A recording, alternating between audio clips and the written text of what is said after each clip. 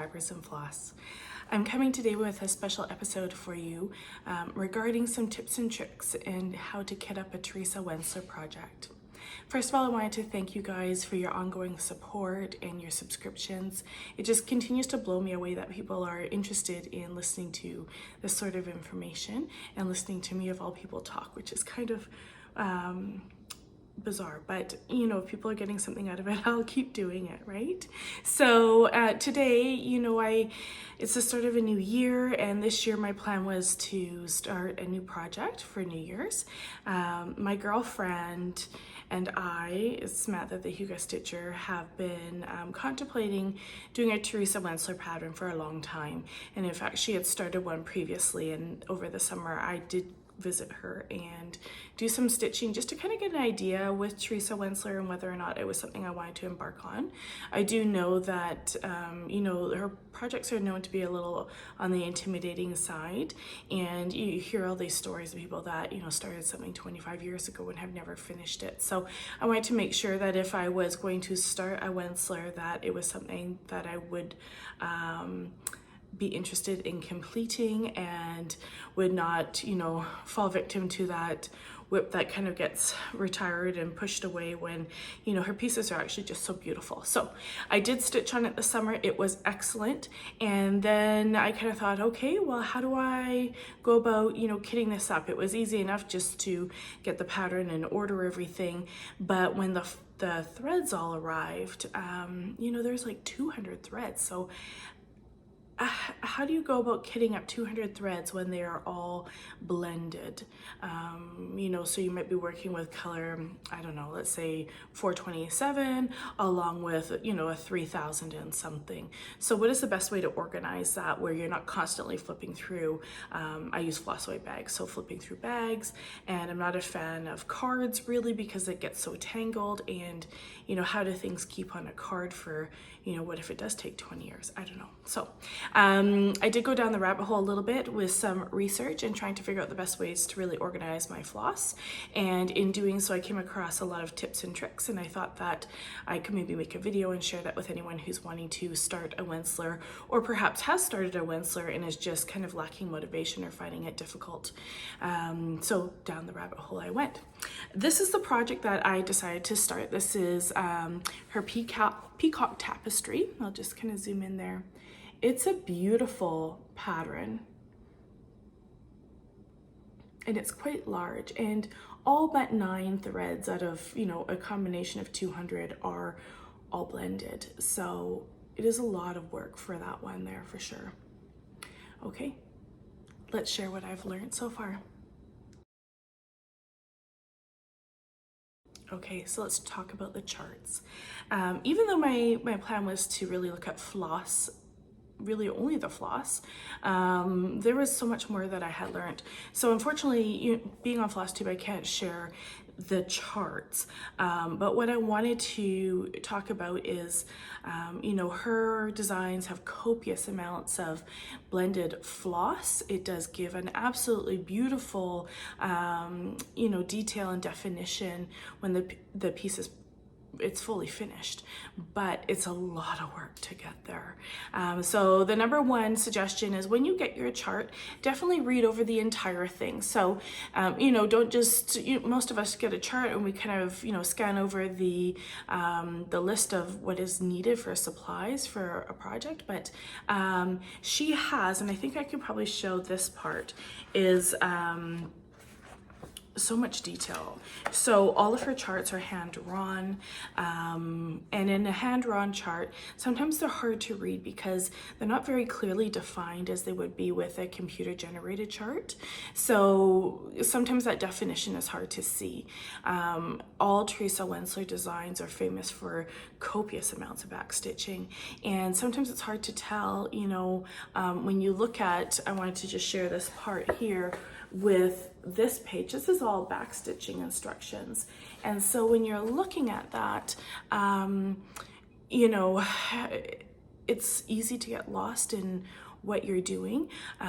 So the recommendation is read it. And even, I mean, I've stitched for, I don't know, 25 years or something, and I had to read her chart not once, not twice. I probably read it 4 or 5 times, and at the end of that I thought, okay, it's clear to me what I'm going to be doing here.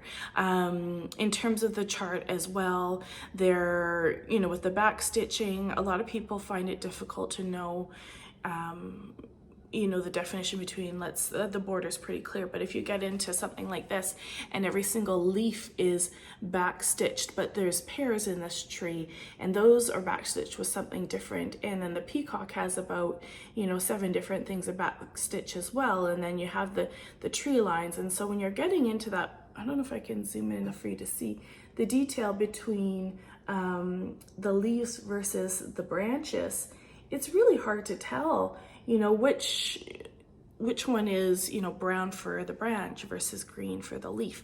And so it was recommended to me to go onto something called Patterns Online, and you can purchase another copy of the pattern. They're quite inexpensive, and then it is a computer generated pattern of hers, so you do have clear definition, the images are slightly larger, but what's great is it comes with an entire second pattern, which is only just back stitching. And so I thought that was really great because, and some of that back stitching is shaded in black and some is in gray. So it just gives you that definition that you're lacking in the hand-drawn pattern. So that's really helpful, especially because she has specialty stitches, and then you're back stitching with gold cord as well, and that's overlaid over top of your regular stitching, and it just gets carried away a little quickly, right? So Patterns Online was a great resource. They don't have, you know, her dragons, but they do have a lot of her other stuff. The only downside I find is, you know, we're a Mac Apple family, and it's for PC only. So I found that to be clear on the website, but I'm constantly, you know, coming across people that said it wasn't made clear to them. They've purchased the pattern, which I think are about $9 to $13, but then they're not able to actually download the pattern. You do need to have a PC to download their free software, and then you can get their pattern. Luckily though, if you think about it, a lot of us at work have PCs, so I just reached out to my husband and said, can you print this off for me, please? So he did, which was very kind. So Patterns Online is really, really great option. If you don't want to go that route, it was also suggested by Teresa Wentzler previously that you can photocopy her patterns, but for personal use only. So you could take her pattern in, you could have it photocopied and enlarged so it's a little bit clearer. In fact, I do recommend that if you're not doing something, a second working copy from Patterns Online, to definitely get a working copy. So whether that is Patterns Online, where you can mark it up and highlight or what have you, versus if you have just her paper copy, to actually make a photocopy so that you do need a working copy. And this is the first time I've ever actually experienced that. So we'll talk a little bit more about that shortly. And sometimes in her design, she actually does have some 1/1s as well, 1/1 stitching as well, and almost always includes a complete separate chart for that. So I think that's about all the tips I had on the chart, but honestly, read it 1, 2, 3, 4, 5 times to understand, because there is so much instructions in her chart. It almost seems every section you're stitching, go back to the chart and read about that section. Make sure you're not going to muck it up, because it's really, really difficult to pick out all those stitches. There's so many fractional stitches in here as well. Makes it a little bit challenging. Sorry, I had to pause. We had a train go by, and it's difficult to hear when there's a train outside. The last thing I wanted to talk about with the charts is that you do need to pay attention to some of the specialty stitches that she does have, and she will provide instructions as well for that. So if you're not familiar with sort of more embroidery or canvas work, depending on the pattern you have chosen, there may be some new stitches for you to learn. And don't let that stop you from, you know, actually starting a Teresa Wentzler. They are simple. I mean, you guys learned how to do a cross stitch. A lot of these other stitches are just as simple as a cross stitch. They just look a bit more impressive when they're done. So I think that's it for the charts. Let's move on to fabric selection. So for the Teresa Wentzler fabrics, if you have purchased a kit, it will come with an even weave fabric. Some people do like to stitch on Ada, and Ada is actually not recommended for a Wentzler just because the amount of fractional stitches she has, which means you need to be able to go up through the center of a stitch, to make a quarter stitch. And with an Ada cloth, that's very, very difficult to do. It can be done, but it's just not consistently the same size because you can come in a varying area, not the exact center every time. So the recommended fabric is actually a linen. You could use a Lugana or an even weave linen. And in terms of count, quite often as a stitcher, we will change the count of the fabric depending on the look we want to get. Initially, I thought, this pattern, actually, the Peacock Tapestry calls for a 25 count, which is much larger than I'm used to. And I thought, wouldn't it be beautiful to, stitch us on maybe like a 36, maybe not a 40, but a 36 would be awesome for this pattern. But after some research, I decided, no, I better stick with the 25 count for a variety of reasons. With the amount of fractional stitching that's in there, it's pretty crazy actually. So, when you get to a 36 count, it's harder to see. And also the fact that you're using 2 threads for everything here, and they are blended threads. So you have to have 2 threads going at all times on her pattern, whereas a 36 is the cutoff, kind of going down to, do you do 2 threads or do you do 1?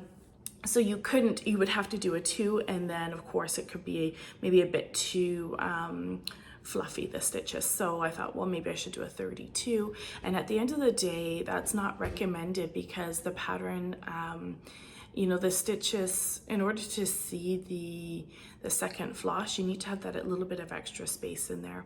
She also does incorporate some beading as well. And I think just with the amount of detail that goes into these patterns, you definitely do want to have the larger count fabric. I did go ahead and order the 25 count, which was the called for fabric. I have started the project, and so far it's going really, really well. My only complaint, and I'll show it to you here, is that in one area, it's not enough full coverage for me, for my personal liking, but I don't have this on a board, it was just sitting beside me, but I'll just show you. And I didn't iron it. I hope you guys are okay with that today. So I've started this here. I'm doing the first section for my pattern online page, and the coverage in that purple area, well, it's kind of a bit blurry, it's not full coverage. You can kind of see through in the back there. And so I did thought about, do I add an extra thread? But again, because it's a blended thread, you would end up stitching with 4 flosses and not 2, which you could probably do with this pattern, just because the count is so large, but then it's going to be so much of a thicker stitch. So really stick with the called for sure. When you start looking at, where I've started here with this pear leaf, I'm gonna get a good focus for you guys. There you go. You can see the detail, the amount of fractional stitching in there, and then there's the back stitching, and everything's just so complicated, really. I gotta tell you, when you're stitching this, you get lost. Usually when you're working in an area, you can kind of landmark off a certain color and say, oh, 3 stitches from the brown, I'm going to stitch my green. Well, I'm using about maybe 27 shades of greens, which make it difficult to landmark because they all look so similar. So in terms of fabric, definitely stick with recommended count. Definitely go with a linen, even weave, or Lugana is great. And then of course, make sure that you always have your 3 inches of space around, all sides for framing. So if you get all that done, you should be good to go. We'll move on to the next section. Okay, this is the big one you guys are probably all waiting for. Flosses, how to organize your floss. So there's a lot of floss and it takes a lot of time to organize, and even just using a DMC, it does get rather expensive.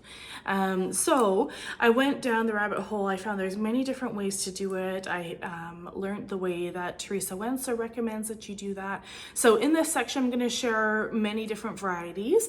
I'll share which variety I ended up choosing, and I'll insert tons of photos so you can see kind of what everybody else is doing. All the photos I'm sharing here are either my own photos or photos that I have found via like simple Google search.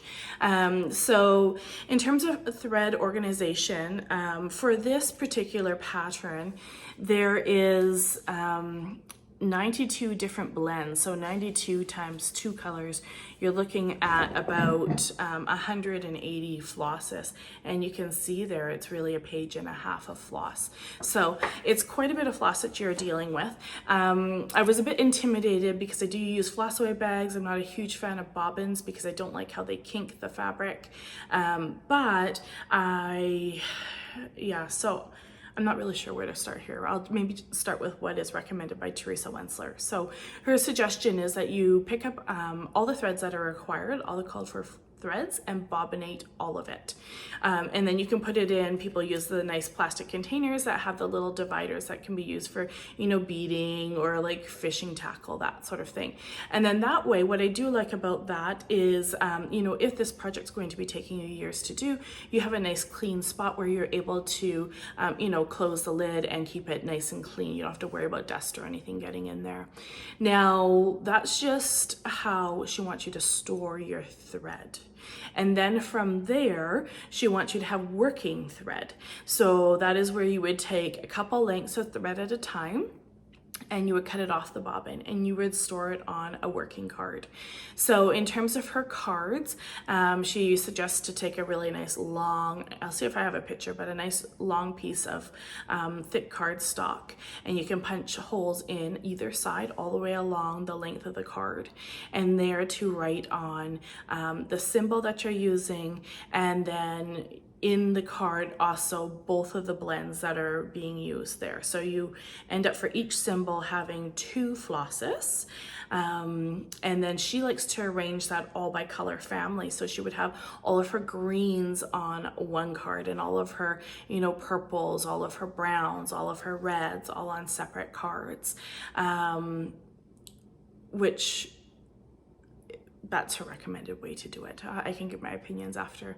And then she would like a third step, which is having a piece of fabric that's extra. So extra piece of even weave or an extra piece of felt, where you are able to take a nice chunk of fabric, put a strip of masking tape across the top, and on the masking tape, every inch, you're going to create a home for your working needle and your working piece of that floss. So on that 1 inch of masking tape, you'll write the symbol. You'll also write the 2 DMC colors or 3 colors that are required, and then your current piece of floss that you've taken off your working floss card, then you will, when you're done with it, you just leave the needle in that piece of, whether it is even weave or felt. And you will need a ton of needles. So in my case for this project, I would need 92 needles just for my blends. And then I think there's about 9 of single colors, and then a handful, 3 or 4 of triple blends. So, you're looking at 100 needles. And I've kind of adapted that a little bit when I have started the project, and it actually works really well for each section you're working in. So, my opinion, so that's her recommendation of how to organize her flosses. I see a couple pros and cons with it in terms of, bobbinating the thread, you end up with the kinked thread. That just personally bothers me, right? So some people may not be bothered by that at all. And then you end up with these cards, which I'm not a huge fan of a card. I go to thinking about the dimension kits that you can buy, and you get the cards and all the threads get all tangled and it's this big god-awful mess, and you're constantly like straightening them all out, and you're just being, you're gentle with it anyways, but you're being extra careful not to tangle everything. And So there's that thought, and just the copious amounts of thread on these cards, and then the exposure, you know, to elements over time. I'm just not sure how that would hold up. Probably fine, but it just looks messy to me. And then in terms of having that extra piece of even weave or felt, which is a cheaper resource, or any piece of, like, I guess you could even use like a cotton pillowcase or something if you wanted, I think is a really great idea. So it is nice when I was working on the pear tree, you know, to have, I don't know, I said, for example, like 29 different greens, but however many greens I had there, it was definitely more than 20 greens in that little area, not including the branch or the pears. And so to have all those on a needle ready to roll at my, you know, it's quite accessible, made it more enjoyable to stitch that. So I highly recommend doing that for sure. I did initially start off with, I do use magnet boards, and I had a magnet along the top. I thought, oh, this is clever. It's just easy, magnet on, magnet off, which is fantastic until one of the kids goes running by or something gets bumped or shuffled and your needle moves, and then all the needles move, and you think you have no idea which needle belong to which section on the board. So fabric is definitely a better idea than the magnet board for sure. What I have seen online as well, people using floss away bags, which is good, and my girlfriend has done that as well. But then how do you organize that floss away bag? So I like to be numerical in my numbering or my organization. But in a Wentzler, you know, for example, the very first floss is, I have it in my hand here, is number 902 and 3,740. So do you put those two bags together? Are you flipping between, you know, the 900 and the 3,700 every time? I guess you could, and that's what my girlfriend does. I remember sitting down and sampling her Wentzler this summer, and I said, how the heck is this organized? It's like, this does not work for my, you know, my brain at all. So, which is why it was top priority for me to figure out a good method for my floss, because it, you know, something like that would make me so crazy I could maybe quit the project altogether. So I've also seen people that have taken, I thought was really great, a paper plate, and she, I would imagine used a couple together, and she hole punched all the way around, and then she had all her blended flosses going all the way around, organized by symbol per the pattern, and that was really neat as well. I've seen a lot of people making homemade floss cards. I'll insert photos here while I'm talking. And whether people organize that by color family or by symbols. The other thing I thought was great and I adopted in my organization was some people took the symbols and numbered them all, which sounds maybe a little bit crazy initially, but has worked really well for me. So, you know, her very first symbol in the chart is number 1. Second symbol, number 2. Third symbol, number 3. Pretty straightforward. So what I elected to do was I first off started out numbering all my symbols, and I had 92 symbols of blended colors. And then I do like floss drops, and I thought for this project it'd be really pretty just to see all these beautiful colors hanging together. But I was you know, trying to find the right floss drop and how, you know, something for blended colors, but then am I putting working thread on there too? I'm not sure. So I ended up finding these beautiful blended floss drops. They are made by Atom Heart Cross Stitch. Atom Heart Cross Stitch, and I'll link her in the description box too, but I wanted to share the threads that I have. So I have to tell you, it took me 7 hours, not a word of a lie, to cut all my DMC, label my floss drops, and load them all up. That is insane. And to be honest, I ran out of floss. So this is what I have so far. This is one of 2 rings that I have.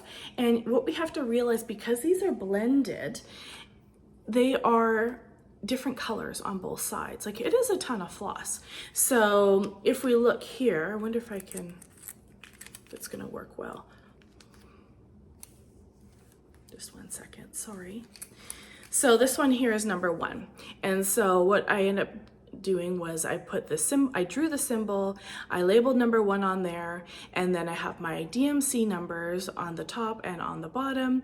And then there's also this extra little piece down here. So if I'm not, using a color on my working thread right now, I will put it back here because I don't have 100 needles. I have about 20, and that's the max that I can use because that's all I have right now.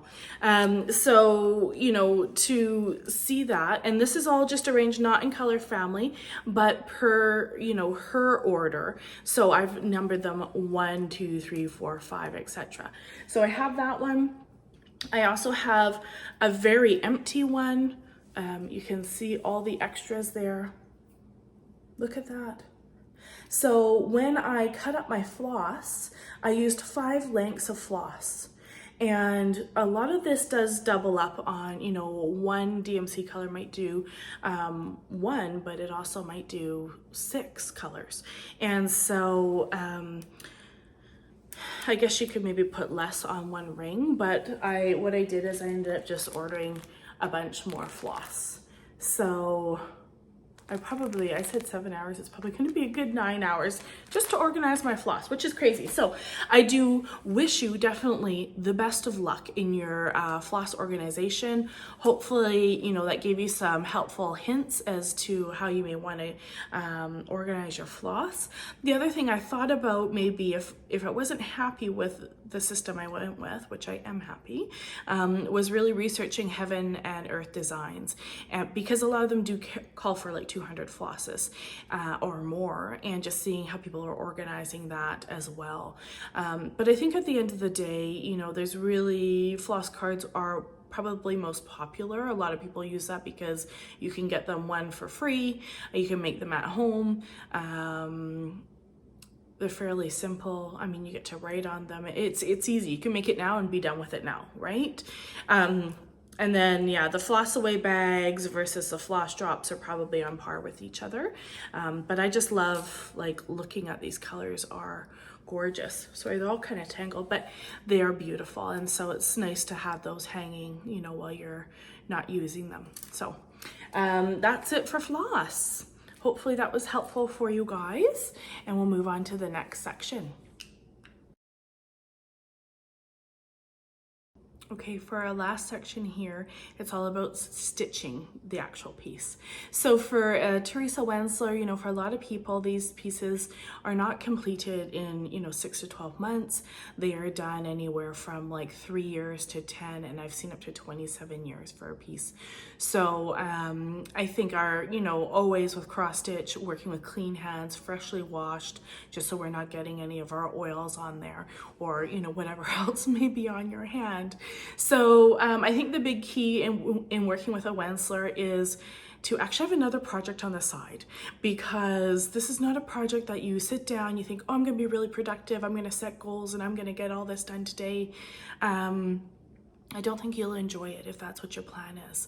So, the approach I've taken with this project so far is not setting any goals with it and just really enjoying the slow stitch. It is a ridiculously slow stitch. And I think as soon as we start setting goals or wanting to, make some progress or get things done, trying to stitch this big section for the next Flosstube video, in doing that, you lose that level of enjoyment, right? Because you're pushing yourself so much. And I think you just need to really be more meditative with this stitch. So in terms of where to start on this project, so all Teresa Wentzler's, Teresa actually did suggest that you start stitching her outer perimeter border first. So not the entire border. She's talking like the very outside edge border.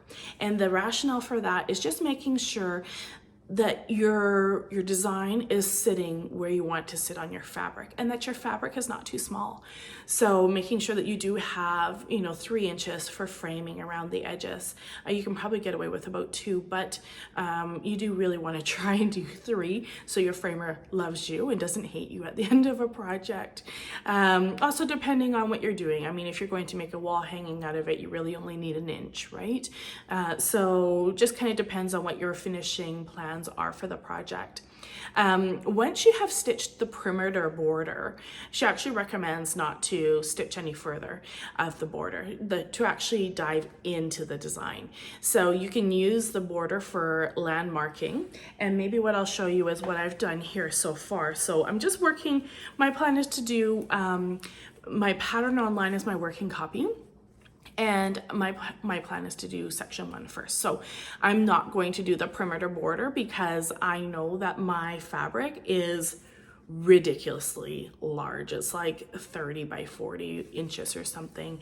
And the design is not even 20, I don't know, is much smaller than that. So it's a large design, but it's not massive when it's done. So what I did do is I did just start with the perimeter here. I will end up going down a little bit more. I think there's only about 20 more rows, and then this is actually section 1, so it's not that big of a section, but just by doing that perimeter stitch I was able to landmark enough that I could get into the design and start some of the more difficult stitching.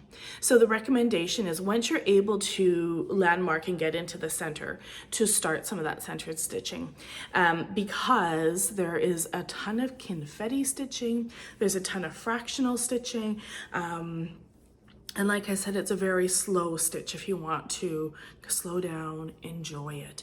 And so it's also an area where people have admitted to getting very burnt out on. And so what people like to do is work on this area as much as they can, and then as they get burnt out, then move into the borders, because the border is easy, repetitive stitching. There's not as many fractional stitches. There's some fun specialty stitches in there. There'll be some beading in there. It's a lot. It's nice to kind of, when you're losing that passion down here, take the break and do something simple. And then as soon as you feel kind of re-energized and refreshed, move back into that difficult area to stitch. Although it's a difficult stitch in that area, gosh, it is beautiful. Like, I don't think on camera you can really even tell. Honestly, you don't get to see the different colors that are in there, but in person you see the blends, and it is just gorgeous. Like I said, I've stitched for 25 years, and I've done a lot of different types of stitching, a lot of blends, a lot of specialty threads, and blending filaments and cording and all that. But this is so simple, but when every single thing is blended, it just gives you such a beautiful effect, right? So definitely outer border, landmark, get into the tough stuff, do the confetti, and then break and do the border as needed, just to prevent that burnout. And then also her biggest recommendation is actually to backstitch as you go. So and I highly recommend that. With the pear trees here, I have backstitched as I've gone, and the thing is that you can get lost in it very, very easily. I consider myself to be a decent stitcher, and I can tell you there were multiple times I was like, wait, where am I? And just trying to count that out, and it's hard to landmark off of like 29 greens because they all look the same. So you kind of start using the spaces that aren't stitched, but then of course you have a lot of spaces that need to still be stitched. So this is actually the first pattern that I have ever highlighted my working copy, and it's working great because it is difficult with so many of the same greens to know exactly where you are. So really backstitch as you go. Stitch with this particular design. I am stitching a leaf, stitching the couple stitches around it, and then I backstitch that, and I leave that backstitch thread hanging off the design so I can pick it up for my next leaf that I do. So definitely backstitch as you go. If you want to highlight, I recommend it. It's the first time I've done it and it's awesome. I don't think that, most patterns you necessarily need to do that, but it's definitely helping with the Wentzler for sure. And then of course, recommendation of beading always last, just because they are glass beads. If you're working on any sort of frame, they can, if the frame goes over the beads can shatter as well. And then that's just a mess and, annoying to fix, right? So, and then also I think it's helpful to have some sort of fun project on the side that you can just set this aside when you're feeling a little burnt out or not feeling like you want to just really kind of meditative stitch, that you want to something fun, easy stitch on the side just to give yourself that break. If you are using a hoop, they always say that, definitely remove it every night. You don't want to, fabric has a memory and you don't want to be creasing your fabric. So even though I did use a hoop yesterday in my stitching, you can kind of see that it's just a small little 4-inch one that I've been using here. And it's nice because it's so light. It's super easy and I'm working in these small sections. You can still see it there. Granted, I haven't ironed it yet, but if you leave it in a frame for 4 months while you're stitching an area, because it might take you 4 months, that fabric will have a memory of that, and it'll be really hard to iron that out. So remove your frames. And I have, the only last thing was, if some people like to store these projects because it's going to take you 15 years maybe. Make sure you don't store your needle in your fabric because they can rust as well. I think that's about all I have for her organization. Oh, you can grid your fabric too. A lot of people do like to grid like a 10 by 10, either a basted stitch or a marking on their fabric. And that can also help a lot with the confetti stitching too for landmarking. I'm just not a fan of the amount of time it takes me to baste, which might be faster in the end if I was to do that. I'll see. Maybe I will end up doing some basting for the pear leaves, but I have not done that yet. But I see a lot of people do it, so maybe it's a good idea to try. So I just wanted to thank you guys so much for watching. I hope you found some of this helpful. By no means am I an expert on Teresa Wentzler. I really don't know anything about stitching her stuff other than what I've shared with you today. Like I said, I'm just starting my first design, but I wanted to not feel so intimidated when I started the design, so I did do a fair bit of research. So if some of that research helps some of you guys to feel a little less intimidated, to actually pull it out and get started on it, or perhaps rejuvenate you and inspire you to pull it back out of your retired pile and kind of pick it up again and start back on that. I hope that's what you get out of this today. You can also, if you want, I do regularly film floss tubes now, and I am on Instagram. So if you're interested in seeing my progress on the Peacock Tapestry, please follow along. You'll find me at Fibers and Floss on Instagram. And then of course in the detail box, I'll have all the ways that you can stay in touch. We also have a very exciting stitch along that Samantha, the Huga Stitcher, and I are going to be starting in February. And for that, we're going to be stitching a dragon. So stay tuned. If you want to know more, go follow along on the Instagram. You can follow myself, and you can also follow Samantha, the Huga Stitcher. I'll put her link in the detail box for you too.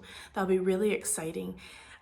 So some good exciting news to come. I wish you the best on your Teresa Wentzler, and if you have any comments or tips that you would like to share with me that I don't know about, that I haven't shared here today, please put them down in the comment box. I've stitched for 25 years and I'm always trying to challenge myself and learn new things. So if there's something that you can teach me, that would be amazing. I'd love to hear what you have to say. Thank you so much. Bye for now.